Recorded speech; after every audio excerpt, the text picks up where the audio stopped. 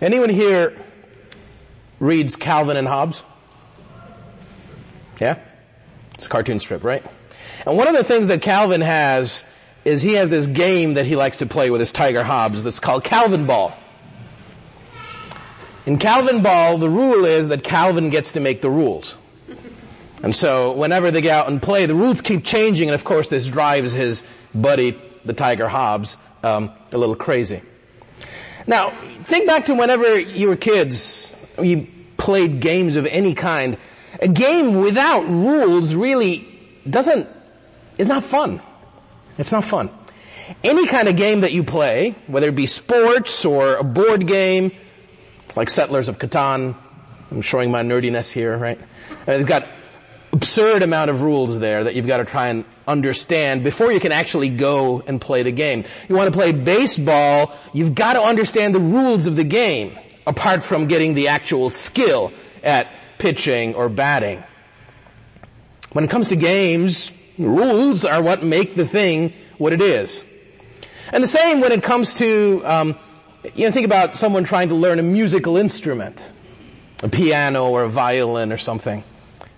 You gotta understand the rules, the laws that govern that particular instrument. You gotta understand something about music. And in that context, without rules and laws, I think, you could take Abram up there and put him on the piano and he'll plunk something out, but it won't really be music. It might be cute. It might be cute. But it won't really be music because, he doesn't know. He's a little kid. In order to understand a play, you gotta learn the rules and the laws.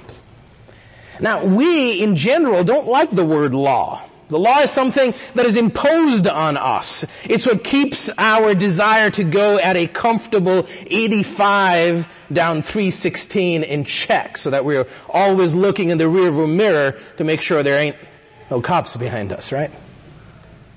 The law is something that we have to comply with come April 15th, reluctantly handing over whatever a bit of our hard-earned money that Uncle Sam and the state of Georgia and everyone else want their little fingers on. So we don't like laws. And certainly when it comes to other areas of our life, the motto of our culture is laws. Who cares for that? Do what feels good. Do what feels good. In most areas, we don't like the idea of anyone telling us that there's a certain way that we've got to behave. It's okay for games, but not for life. And at the same time, one of the most popular and lucrative positions in our society is that of a lawyer, right? Does anyone say we don't have enough lawyers?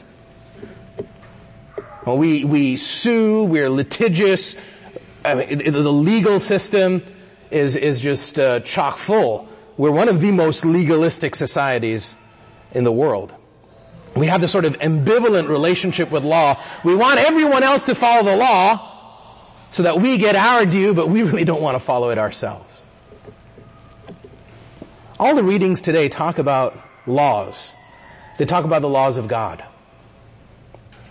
The first reading tells us that Israel is the envy of the nations because God is so close to her that God has revealed to her His law. And that is something of a cause of envy. The scriptures are full of this idea. The Psalms talk about how the law of the Lord is the delight of the heart. James talks about the word that has been planted into your heart.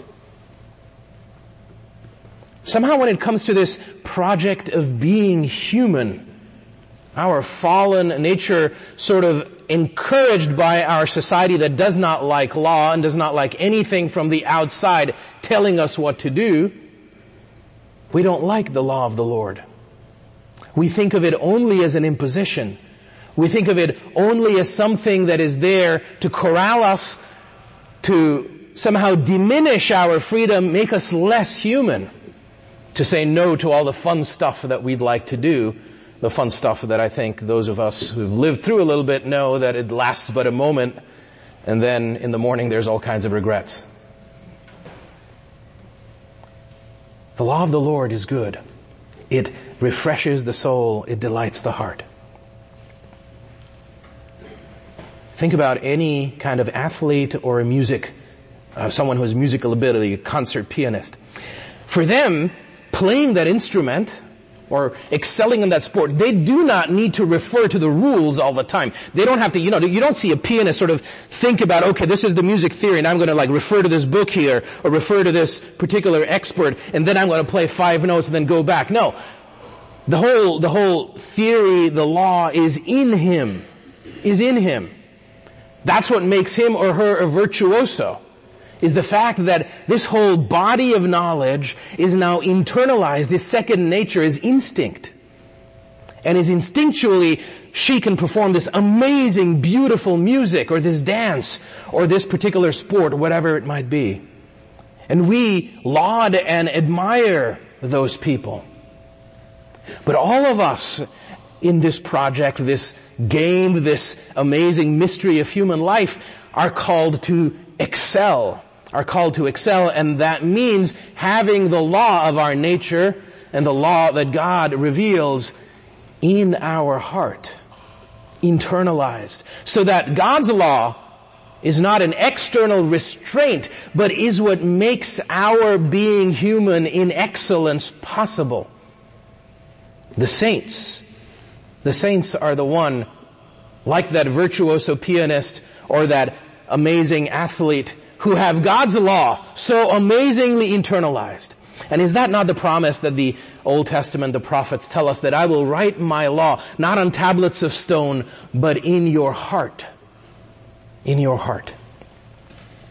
That is what we're called to do. That is how we're called to live, so that we can excel in goodness, to be actual good people, following the law of human nature and the law of God. Now there's this thing about the law, especially God's law. Sometimes we think that we are following God's law because we happen to be following all the external prescripts and prescriptions of the law. I go to church every Sunday. I pray a rosary every day. I put in my money in the basket. I listen to the church. I pay, pray, and obey, right? Those are the 3 callings of the Catholic, right? But my heart, where's my heart? And the Lord reminds us that following God's law is not about following a law as an external thing. Okay, I'm the one who follows the rules. I'm the good guy. I follow all the rules, whether it be God's law. I will never drive above 55 miles an hour on 316 and annoy everyone else around me. That is not the kind of rule following that the disciple of the Lord is called to. In fact, that can lead to this sense of I'm doing everything and my heart remains cold, sealed off from the fire that is God's love. And that is what the Lord attacks the Pharisees for today. This is a people that honors me with their lips and all these prescriptions, but their hearts are far from me. Their hearts are far from me. What is the religion that is pure and undefiled? St. James says, it is to visit the orphan and the widow and to be unstained from the world. To have that law, which is not simply external religious prescriptions, those external religious prescriptions that is meant to set our heart on fire so that we live the greatest law, the law of love. Love of God above all things and love of our neighbor as ourself, lived in concrete acts every day. And by slowly acting out of faith, out of hope, out of love, we become that virtuoso human being. That person who has the perfection of charity in his or her life, some of whom the church calls saints, which is our call, each and every one of us. And I hope our destiny. The law of God refreshes the soul. It gives light to the eyes. It guides us. It is something that is not that is not placed as a restriction on our freedom.